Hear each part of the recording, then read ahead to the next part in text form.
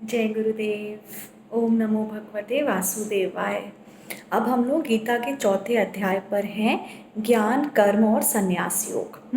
तो गुरुदेव शुरुआत करते हैं कि ज्ञान 3 प्रकार के होते हैं। पहला होता है इंद्रियजन्य ज्ञान, अर्थात जो हमारी पांचों इंद्रियां हैं, देखकर, सुनकर, टेस्ट करके, स्पर्श करके आदि से जो हम ज्ञान प्राप्त करते हैं उसको इंद्रियजन्य ज्ञान कहते हैं। दूसरा होता है बुद्धिजन्य ज्ञान, और ये इंद्रियजन्य ज्ञान से श्रेष्ठ होता है। जैसे कि हमें दिख तो रहा है कि सूरज डूब रहा है, लेकिन हम अपनी बुद्धि से या अपने तर्क से ये जानते हैं कि सूरज डूब नहीं रहा है, धरती उसके चारों ओर घूम रही है। तो जहाँ हम अपना तर्क लगा सकते हैं उसको कहते हैं बुद्धिजन्य ज्ञान। और उससे भी श्रेष्ठ होता है अति इंद्रजन्य या फिर आत्मज्ञान। तर्क वाला ज्ञान क्या होता है? तर्क क्या है? जो हम पहले से जानते हैं, जो हमारा एग्जिस्टिंग नॉलेज है उसी को हम बार बार दोहराते रहते हैं और लॉजिक देते रहते हैं। लेकिन जो आत्मज्ञान होता है वो उससे परे होता है। फॉर एग्जाम्पल, अगर एक कमरे में ब्लू लाइट है तो वहाँ जो भी चीज़ें हैं वो आपको नीली दिखने लगती हैं। देखा जाए तो वो आपको नीली दिख रही हैं, लेकिन it is because of the affect of the light.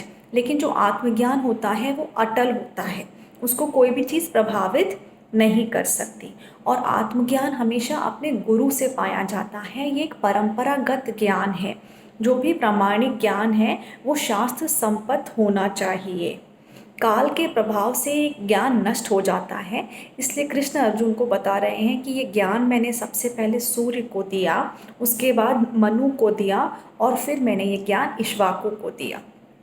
तो अर्जुन उनसे पूछते हैं कि हे कृष्ण, आपका जन्म तो अभी बस कुछ ही वर्ष पहले हुआ है, फिर आप ये कैसे कह सकते हैं कि आपने ये ज्ञान सूर्य को दिया या इक्ष्वाकु को दिया, जो कि स्वयं श्री रामचंद्र जी के पूर्वज थे। तब कृष्ण उनको कहते हैं कि हे परम तप, वो अर्जुन को परम तप कह के संबोधित करते हैं। वे कहते हैं कि जब तक शरीर में, मन में लय नहीं होती कोई सिद्धि नहीं मिल सकती। मेहनत करो और उसके बाद स्वयं को इस योग बनाओ, तब तुम्हें अनायास ही वो ज्ञान और वो सिद्धियाँ मिलने लगती हैं। ये परम तप का अर्थ गुरुदेव एक्सप्लेन करते हैं।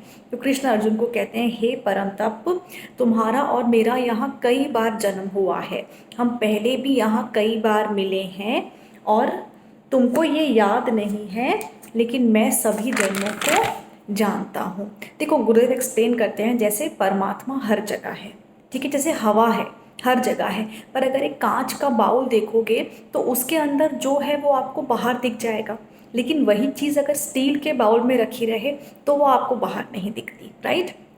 ठीक वैसे ही जो परमात्मा है वो हर जगह है, लेकिन कभी कभी अपनी योग माया से वे शरीर धारण करके आते हैं। कब आते हैं? तो वो बताते हैं कि जब भी धरती पे अधर्म बढ़ जाता है, धर्म की हानि होने लगती है, धर्म की स्थापना के लिए और जो दुष्कर्मी हैं उनका विनाश करने के लिए मैं समय समय पर हर युग में आता रहता हूँ।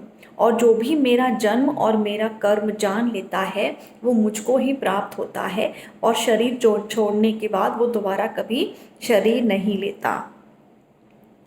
फिर उसके बाद वे कहते हैं कि कुछ लोग सोचते हैं कि भगवान को पाना या भगवान को समझना बहुत मुश्किल है, करोड़ों में से कोई एक ही भगवान को पा सकता है। तो कृष्ण कहते हैं ऐसा नहीं है, लाखों लोग मुझे जानकर मुझे प्राप्त कर चुके हैं और आगे भी करेंगे।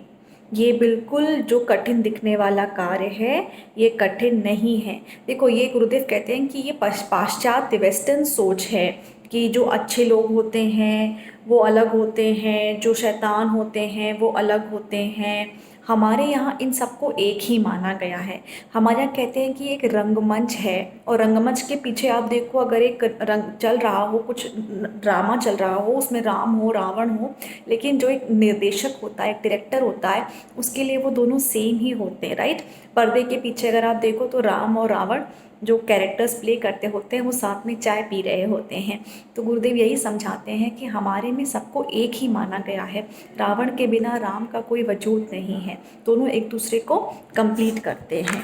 ये अब विरोधाभासी मूल एक दूसरे के पूरक हैं, ये विरोध अपोजिट दिखते हैं पर दरअसल ये एक ही हैं। और कृष्ण कहते हैं कि जो मुझे जैसे भजता है मैं उसे उसी रूप में पाता हूँ। मिलता हूँ। एग्ज़ाम्पल, अगर कोई मुझे अपना सखा समझे तो मैं उसका सखा बन जाता हूँ। कोई मुझे दास बन के अगर भजे तो मैं उसका भी दास बन जाता हूँ। जो मुझे प्रेम से गले लगाता है मैं उसे प्रेम करता हूँ। जो मुझे पिता समझता है मैं उसको परम पिता समझता हूँ। और जो मुझसे द्वेष करता है मैं उसका संहार करता हूँ। It's getting very deeper, join us. जय गुरुदेव।